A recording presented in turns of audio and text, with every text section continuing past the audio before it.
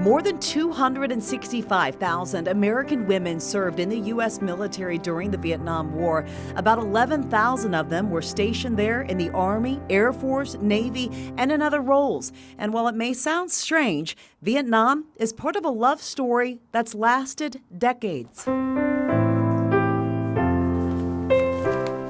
This was the Rocky Mountain newspaper.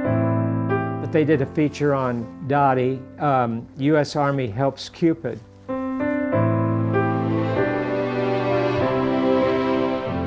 And it talked about how we had met and kind of our story.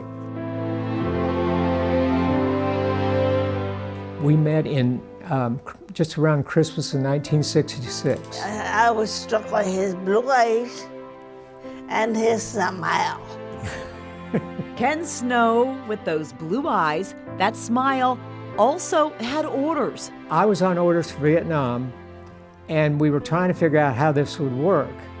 And I worked for a colonel who said, I think I can get you back after the year in Vietnam.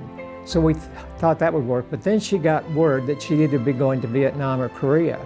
And we couldn't see me coming back about the time she was going over. We just didn't know if it would work. So she volunteered for Vietnam.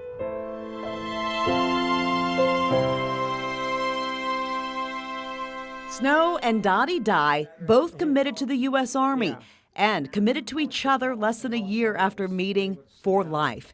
Married on layover in Hawaii in September of 1967. Just days later, both were in Vietnam. It was not a honeymoon in Vietnam. Year one wasn't all Kodachrome. This was outside our little what we called hooch. It was a 12 by 20 room where we lived for a year.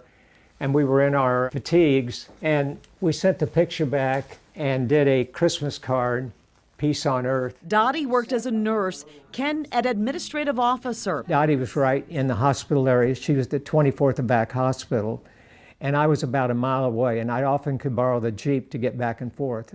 I worked for a medical dispensary. Their story that started nearly 60 years ago carries chapters of unimaginable joy. This is the Sunday Magazine in Winona, Minnesota. It was Dottie's hometown when she left to go to nursing school and then eventually Vietnam. An inconceivable pain.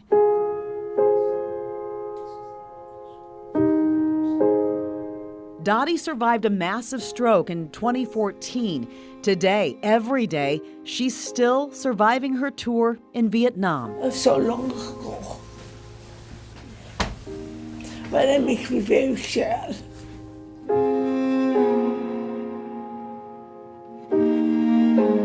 She started out in the wards, and then several months later, she moved to the emergency room.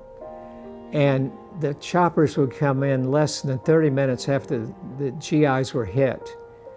And she, for the most part, worked 12-hour shifts 7 days a week because of the nursing shortage. There was no way to save many of them. They were put behind screens. And then the doctors attended to those that still had a chance to live. So it was a very, very difficult situation.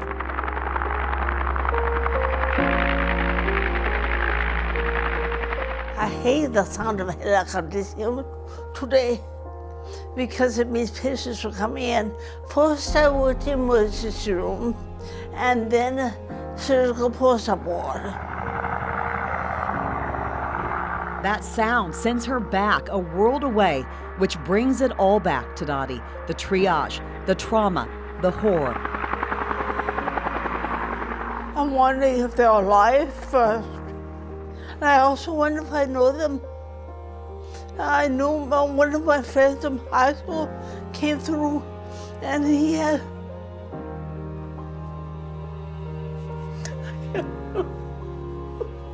He survived. He survived. and A high school friend.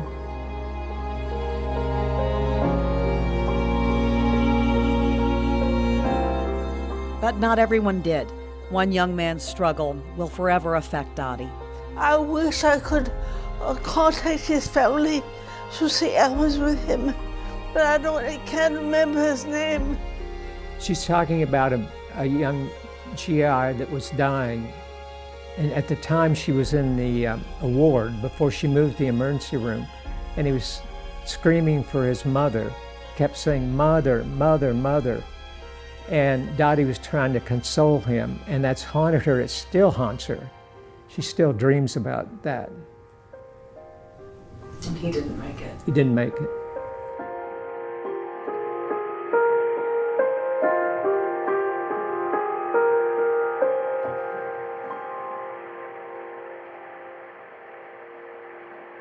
There was and still is so much pain. These were dying troops, our brothers and sisters, and she handled it very, very well. I would go over there to meet her for lunch. We'd eat in the mess hall at the hospital, and I could hardly stay being in the emergency room for more than 5 or 10 minutes. It was so brutal. But she lived that for a year, almost a year. Coming home was far from a homecoming. Dottie was shunned and shamed. When we came home, they told us to burn our uniforms. And Anti-war protesters. And she went back to college after we got home, and she was in a classroom. It was not anybody. It was a visiting professor, and they got into the discussion somehow of Vietnam. I wasn't there. But the professor told Dottie that she was a baby killer, and she should burn her uniform. And everybody in the classroom just sat silent. It was just a stunning moment. Very difficult. So that was it. Dottie stopped talking about Vietnam, completed college, had children, taught music, tried moving on. Then a call from her best friend, fellow Vietnam veteran Trudy Eck. They served together. Trudy wanted to go together to a new monument being unveiled in D.C. Dottie didn't talk about Vietnam. You know, she just didn't talk about it because it was so emotional for her. said, I don't do Vietnam. But Trudy convinced her to go, be there for this part of history, and be recognized for her part in it. A surprise send-off from her students at Meadow Lane in Lee Summit, Missouri made headlines. The trip made a difference. And it was probably the best thing that ever happened to Dottie. She came back with a totally different outlook. And that's when she started seeking more help and attention that really turned her life around.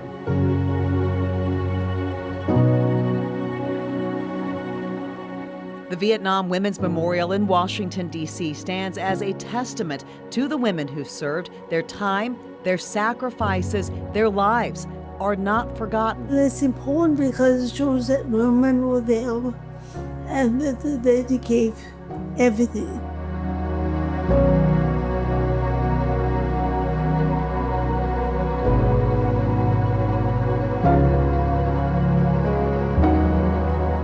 No matter all the after effects of this war, one thing is certain today. Are you proud of your service? Oh, yeah. I'm very proud of her.